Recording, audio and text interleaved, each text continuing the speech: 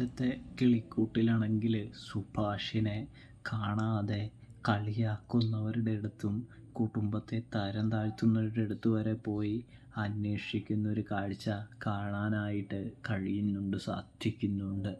സുഭാഷിനെ കാണാതെ സുധീഷും നമ്മുടെ എല്ലാവരും മഹേഷും എല്ലാവരും പൊട്ടി കരയാണ് കേട്ടോ. ഇതേ സമയമാണെങ്കിൽ നിധിയാണെങ്കിൽ അവരെ ആശ്വസിപ്പിക്കാനായിട്ട് നോക്കി ഇങ്ങനെ നിൽക്കുകയാണ്. സങ്കടപ്പെട്ടും നിധിയും നിൽക്കുകയാണ്. സുഭാഷേട്ട് എന്ത് പണിയാണ് കാണിച്ചതെന്ന് വിചാരിച്ച്.